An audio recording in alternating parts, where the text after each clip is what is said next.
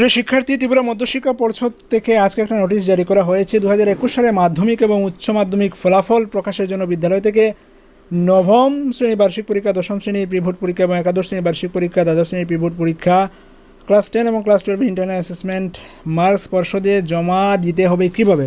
অর্থাৎ আপনাদের যে পরীক্ষা না হয়ে রেজাল্ট দেওয়া হবে মাধ্যমিক এবং উচ্চ মাধ্যমিক, তা কীভাবে রেজাল্ট দেওয়া হবে, বিদ্যালয় থেকে কীভাবে মার্ক পাঠাতে হবে, সেই ফরম্যাট সংক্রান্ত 3 পাতার একটা নোটিশ জারি করা হয়েছে। তো সেটাই আমরা আজকে দেখে নিচ্ছি, সঙ্গে থাকুন। এবং স্টাডি সংক্রান্ত সমস্ত ধরনের আপডেট আপনি পাওয়ার জন্য SMDN টিউটোরিয়াল ইউটিউব চ্যানেলটাকে সাবস্ক্রাইব করে রাখবেন। আপনি যদি নতুন হয়ে থাকেন তাহলে অবশ্যই আমাদের চ্যানেলের সঙ্গে জুড়ে থাকুন, কারণ সমস্ত ধরনের আপডেট আপনারা ওইখান থেকে পেয়ে যাবেন। ওকে, অলরেডি আমরা জেনে গেছি যে ক্লাস 10-এর যে রেজাল্ট হবে, অর্থাৎ মাধ্যমিক যে রেজাল্ট হবে, সেটা কিন্তু ক্লাস 9-এর থেকে মার্ক নেওয়া হচ্ছে, ক্লাস 9-এর অ্যানুয়াল পরীক্ষার মার্ক নেওয়া হচ্ছে, ক্লাস 10-এর প্রি বোর্ড পরীক্ষার মার্ক নেওয়া হচ্ছে এবং ক্লাস 10-এর ইন্টারনাল অ্যাসেসমেন্টের মার্ক নেওয়া হচ্ছে। ওকে, তো সেগুলো কিন্তু ফরম্যাট দেওয়া হয়েছে, সেই ফরম্যাট অনুযায়ী বোর্ডে পাঠাতে হবে। অরিজিনাল কপিতে ক্লাস 10-এর ক্ষেত্রে কী লেখা আছে দেখুন, যে অরিজিনাল কপিতে ক্লাস 10-এর প্রি বোর্ডের লিখিত পরীক্ষা এবং ইন্টারনাল অ্যাসেসমেন্টের মার্ক লিখতে হবে, পর্ষদে 2 কপি জমা দিতে হবে।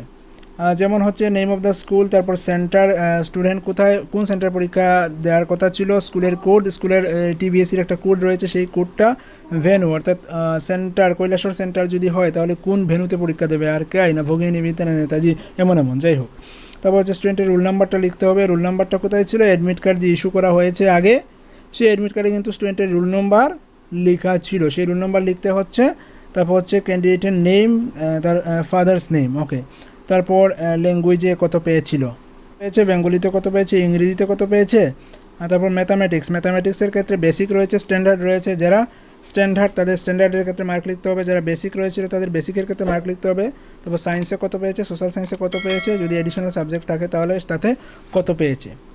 থিওরির মার্ক লিখতে হবে এবং ইন্টারনাল অ্যাসেসমেন্টের মার্ক লিখে দিতে হবে। ওকে, প্রথমে হচ্ছে পি লেখা আছে, দেখুন যে পি লেখা আছে, আই লেখা আছে, তার মানে ইন্টারনাল অ্যাসেসমেন্টের মার্ক লিখতে হবে। বোঝা গেল? আচ্ছা, উপরে যেটা লেখা আছে সেটা অবশ্যই দেখতে হবে। ইন্টারনাল অ্যাসেসমেন্ট মার্কের ক্ষেত্রে যে ফরম্যাট বিদ্যালয়গুলোতে দেওয়া হয়েছে, সেই ফরম্যাটে প্রথমে কোনো কিছু ফিল আপ করার আগে A3 পেপারে জেরক্স করতে হবে। তো এই যে ফরম্যাটটা, সেটা A3 পেপারে জেরক্স করতে হবে। তারপর ফরম্যাটের অরিজিনাল কপিতে ক্লাস 10 প্রিভোট পরীক্ষার এবং ইন্টারনাল অ্যাসেসমেন্টের মার্ক নির্দিষ্ট ঘরে রোল নাম্বার এবং নামের সাথে নিম্নলিখিত বিষয়ভিত্তিকভাবে লিখতে হবে। জেরক্স কপিতে ক্লাস 9-এর বার্ষিক লিখিত পরীক্ষার নম্বর, রোল নাম্বার এবং নামের সাথে বিষয়ভিত্তিক লিখতে হবে। যে বিষয়গুলি প্রি বোর্ড পরীক্ষা হয়নি তার পাশে NA নট অ্যাপ্লিকেবল লিখতে হবে। যদি কোনো ছাত্রছাত্রীর মাধ্যমিকের প্রি বোর্ড পরীক্ষার কোনো বিষয় অনুপস্থিত থাকে তবে ফরম্যাটে ওই ঘরে P এর পাশে লাল কালি দিয়ে A লিখতে হবে। বোঝা গেল? যেমন হচ্ছে ম্যাথামেটিক্স, মাধ্যমিকের ক্ষেত্রে প্রি বোর্ড পরীক্ষায় ম্যাথামেটিক্স পরীক্ষা হয়নি, বেসিকটা বা স্ট্যান্ডার্ড মানে ম্যাথামেটিক্স পরীক্ষায় হয়নি, তো সেখানে কিন্তু নট অ্যাপ্লিকেবল লেখা থাকবে, NA লেখা থাকবে। ইংরেজি হয়নি তো NA লেখা থাকবে, নট অ্যাপ্লিকেবল। বাকিগুলো যেগুলো হয়েছে তাদের মার্ক লিখতে হবে, আর যেগুলোতে স্টুডেন্ট অ্যাবসেন্ট ছিল সেখানে A লিখতে হবে লাল কালি দিয়ে। এই হচ্ছে মাধ্যমিকের এই ফরম্যাটটা ফিল আপ করার নিয়ম, এবং এইভাবে মার্ক, ছাত্রছাত্রীদের মার্ক বিদ্যালয় থেকে বোর্ডে পাঠাতে হবে। তারপর আরেকটা ফরম্যাট রয়েছে, সেই ফরম্যাটে নবম শ্রেণীর মার্কগুলো লিখতে হবে। Same school, centre, venue, school code, তারপর হচ্ছে roll number, candidate name. Roll number, candidate name সেটা হচ্ছে গিয়ে ওই যে Tbse মাধ্যমিক পরীক্ষার জন্য যে অ্যাডমিট কার্ড ইস্যু করেছিল, সেই অ্যাডমিট কার্ডের রোল নাম্বার এবং ক্যান্ডিডেটের নাম লিখতে হবে। সে ক্লাস 9-এর যে অ্যানুয়াল পরীক্ষা হয়েছিল, অ্যানুয়াল পরীক্ষায় থিওরিতে কত মার্ক পেয়েছিল সেটা, বেঙ্গলিতে কত, ইংরেজিতে কত, ম্যাথামেটিক্সে কত। তো ম্যাথামেটিক্স বেসিক বা স্ট্যান্ডার্ড বলে 9-এ ছিল না, তো ম্যাথামেটিক্স বেসিক বা স্ট্যান্ডার্ড যদি ক্যান্ডিডেটটা ক্লাস 10-এর ক্ষেত্রে অর্থাৎ মাধ্যমিকের ক্ষেত্রে যদি সে বেসিক সিলেক্ট করে তাহলে ওখানেও বেসিকে মার্ক দিতে হবে। যদি সেটা স্ট্যান্ডার্ড সিলেক্ট করে, মাধ্যমিকের ক্ষেত্রে সেটা যদি স্ট্যান্ডার্ড সিলেক্ট করে তাহলে ওইখানে স্ট্যান্ডার্ডে মার্ক দিতে হবে। তারপর সায়েন্সে কত, সোশ্যাল সায়েন্সে কত, বা সেই মার্কগুলো ওইখানে লিখতে হবে। উচ্চ মাধ্যমিকের ক্ষেত্রে কীভাবে উচ্চ মাধ্যমিকের ক্ষেত্রে ইনস্ট্রাকশন সেম রয়েছে। ক্ষেত্রে প্রথম যেটা রয়েছে সেটা হচ্ছে 11-এর অ্যানুয়াল পরীক্ষার থিওরি মার্কস এবং প্রি বোর্ডের ইন্টারনাল মার্কস লিখতে হচ্ছে। ফরম্যাট দেওয়া হচ্ছে, সেটা হচ্ছে 11-এর অ্যানুয়াল পরীক্ষার মার্ক দিতে হচ্ছে এবং প্রি বোর্ড পরীক্ষার ইন্টারনাল প্রি বোর্ডের ইন্টারনালের মার্কস দিতে হচ্ছে। Language 1, language 2, elective 1, elective 2, elective 3, আর এখানে বাকি সাবজেক্টগুলো যেগুলো আছে সাবজেক্টগুলো লিখে তার মার্ক দিতে হবে। 11-এ কত পেয়েছিল লিখতে হবে। এই যে দেখতে পাচ্ছেন 11-এ কত পেয়েছে বাংলাতে, 11-এ ইংলিশে কত পেয়েছে, 11-এ পলিটিক্যাল সায়েন্সে কত পেয়েছে, 11-এ এডুকেশনে কত পেয়েছে, 11-এ হিস্ট্রিতে কত পেয়েছে। তারপর হচ্ছে প্রি বোর্ডে ইন্টারনাল অ্যাসেসমেন্টে কত পেয়েছে, ইন্টারনালে কত পেয়েছে, ইন্টারনালে কত পেয়েছে, ইন্টারনালে কত পেয়েছে, ইন্টারনালে কত পেয়েছে, সেগুলোর মার্ক লিখতে হবে। তো সাবজেক্টগুলো চেঞ্জ হয়ে যাবে, সায়েন্সের ক্ষেত্রে আলাদা হয়ে যাবে, আর্টসের ক্ষেত্রে আলাদা হয়ে যাবে, কমার্সের ক্ষেত্রে আলাদা হয়ে যাবে, যার যে সাবজেক্ট রয়েছে সেই অনুযায়ী মার্ক দিতে হচ্ছে। ক্লাস 12-এর প্রি বোর্ডের লিখিত পরীক্ষার নাম্বার লিখতে হবে, পর্ষদে 2 কপি জমা দিতে হবে। তারপর আরেকটা ফরম্যাট দেওয়া আছে, সেখানে roll number, candidate name, roll number তো ওই যে অ্যাডমিট কার্ড ইস্যু করা হয়েছিল ওইখানে দেওয়া আছে। আরেকটা কপিতে ক্লাস 12-এর প্রি বোর্ড পরীক্ষায় যে সাবজেক্টগুলো পরীক্ষা হয়েছিল সেগুলোর মার্ক লিখতে হবে, যেগুলো হয়েছিল সেগুলোর মার্ক লিখতে হবে, যেগুলো হয়নি সেগুলো নট অ্যাপ্লিকেবল লিখতে হবে। বোঝা গেল? তারপর হিসেবটা কিভাবে করবে সেটাকে নির্ধারণ করবে, সেটা নির্ধারণ করবে বোর্ড, কিভাবে হিসেব করা হবে। তবে হ্যাঁ, সেটা হচ্ছে 10 এবং 12-এর জন্য।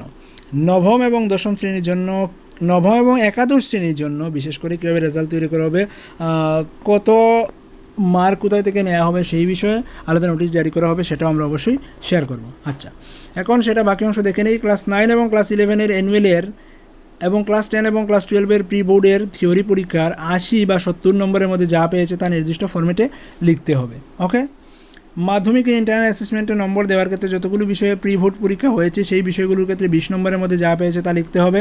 সেই বিষয়গুলোর প্রি বোর্ড পরীক্ষা, যে বিষয়গুলোর প্রি বোর্ড পরীক্ষা হয়নি যথা ইংরেজি এবং অঙ্ক, সেই ক্ষেত্রে উইকলি টেস্টের 5 নম্বর, অ্যাসাইনমেন্টের 5 নম্বর, 10 নম্বরের উপর যা পেয়েছে তা লিখতে হবে। এখানে ক্ল্যারিফাই করে দেওয়া হয়েছে 10-এর ক্ষেত্রে যেগুলো প্রি বোর্ড পরীক্ষা হয়ে গেছে সেগুলোর ইন্টারনাল অ্যাসেসমেন্ট 20-এর মধ্যে কত পেয়েছে সেগুলো দিতে হবে। যেগুলোর ইন্টারনাল অ্যাসেসমেন্টের মার্ক আমরা পুরোপুরি দিতে পারবো না, অর্থাৎ যেগুলো পরীক্ষা হয়নি, অর্থাৎ ইংরেজি এবং অঙ্ক পরীক্ষা হয়নি, সেক্ষেত্রে আমরা কীভাবে ইন্টারনাল অ্যাসেসমেন্টের মার্ক দেব, সেক্ষেত্রে উইকলি টেস্টের 5 নম্বর এবং অ্যাসাইনমেন্টের 5 নম্বর, মোট 10 নম্বর এর মধ্যে যা পেয়েছে তা লিখতে হবে। যেগুলো হয়নি সেগুলো, অর্থাৎ অঙ্ক এবং ইংরেজির ক্ষেত্রে 10 নম্বরের মধ্যে কত পেয়েছে তা লিখতে হবে, পরে সেগুলো কম্পাইলেশন করা হবে বোর্ডে। উচ্চ মাধ্যমিকের ইন্টারনাল অ্যাসেসমেন্টের নম্বরগুলো নন প্র্যাকটিক্যাল বেসড সাবজেক্ট এর প্রি বোর্ড পরীক্ষা হয়েছে সেই বিষয়গুলোর ক্ষেত্রে 20 নম্বরের মধ্যে যা পেয়েছে তা লিখতে হবে। নন প্র্যাকটিক্যাল বেসড সেই বিষয়গুলোর প্রি বোর্ড পরীক্ষা হয়নি যেগুলো, যেমন political science, accountancy, education, business studies, economics, English, mathematics, সেই ক্ষেত্রে উইকলি টেস্টের 5 নম্বর, অ্যাসাইনমেন্টের 5 নম্বর, অর্থাৎ 10 নম্বরের মধ্যে যা পেয়েছে তা লিখতে হবে। যেগুলো পরীক্ষা হয়নি, থিওরি পরীক্ষা হয়নি, সেগুলো ইন্টারনাল অ্যাসেসমেন্ট 10 নম্বরের মধ্যে কত পেয়েছে সেগুলো লিখতে হবে। আর যেগুলো থিওরি পরীক্ষা হয়ে গেছে প্রি বোর্ড, সেগুলো 20-এর মধ্যে কত পেয়েছে তা লিখতে হবে। তো ভয় নেই, যেগুলো পরীক্ষা হয়নি সেগুলো 10-এর মধ্যে লিখলেও কিন্তু কম্পাইল করে 20-এর মধ্যে কত পেয়েছে সেটাই দেয়া হবে বোর্ড থেকে। তো এক্ষেত্রে যেন এটা বারবার সতর্ক করে দেওয়া হচ্ছে, এক্ষেত্রে যেন যে সাবজেক্টগুলো পরীক্ষা হয়নি ইন্টারনালে যাতে ভুল করেও 18 দিয়ে দেওয়া না হয়। যেমন ক্লাস 12-এর ধরুন যে ইংলিশ এবং অঙ্ক পরীক্ষা হয়নি, তো অঙ্কর ক্ষেত্রে ইন্টারনাল অ্যাসেসমেন্টে যাতে 18 বা 15 দেওয়া না হয়, কেননা এক্ষেত্রে 10-এর মধ্যে মার্ক দিতে হবে, 10-এর মধ্যে মার্ক দিতে হবে। তাকে হয়তো 8 দেওয়া যেতে পারে, তাকে হয়তো 9 দেওয়া যেতে পারে, কিন্তু 15 বা 18 সে পেতে পারে না। যদি 15 বা 18 পায়, তাহলে কী করা হচ্ছে, 10-এর মধ্যে আপনি 15 দিয়ে দিলেন, তার মানে যখন সেটা কম্পাইল করা হবে 20-এর মধ্যে তাকে 30, দেখা যাবে যে ইন্টারনাল অ্যাসেসমেন্টে সে 30 পেয়ে গেছে। মেশিন দিয়ে হিসেব করা হবে, অটোমেটিক্যালি হিসেব করা হবে, এক্ষেত্রে মার্কশিটে ভুল আসবে, দেখা যাবে যে ইন্টারনাল পরীক্ষা 20-এর মধ্যে 30 হয়ে গেছে। তো এই ভুলটা করবেন না, খেয়াল করে মার্কগুলো দিতে হবে।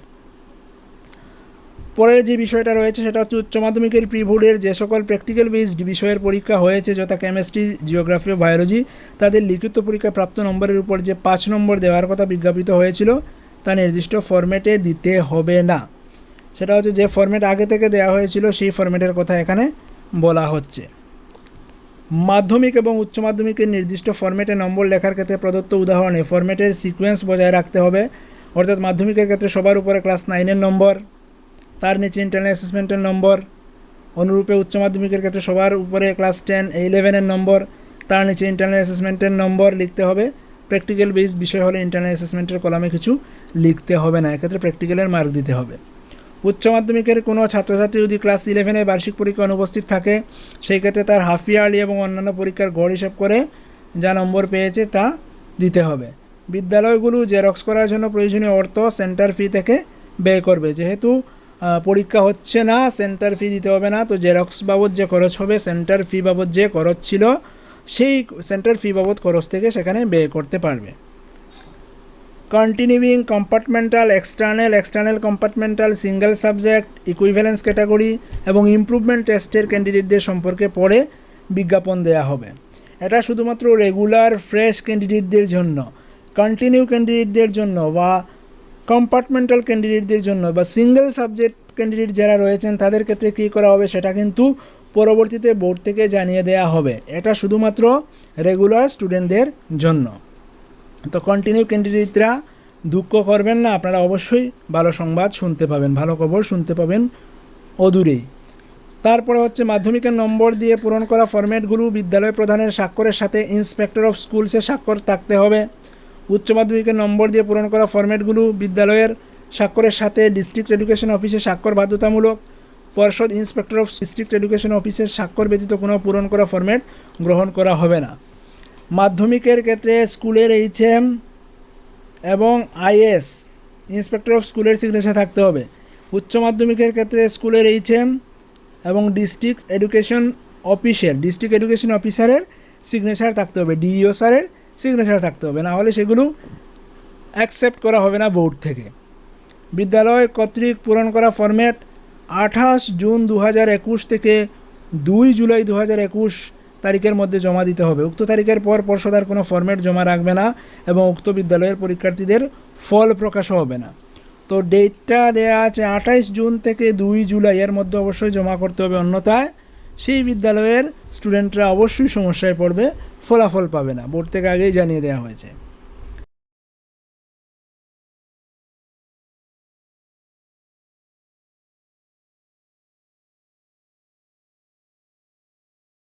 আরও যেটা উল্লেখ করা আছে যে ফরম্যাটের নম্বরগুলো ইংলিশ নিউমারেলস 1 to 3 ইত্যাদিতে লিখতে হবে। যেমন 76 পেয়েছে 76 বাংলা বা অন্য কোনো লেটার আমরা ইউজ করতে পারবো না, অন্য কোনো ডিজিট ইউজ করতে পারবো না, সেটা স্বাভাবিক ব্যাপার।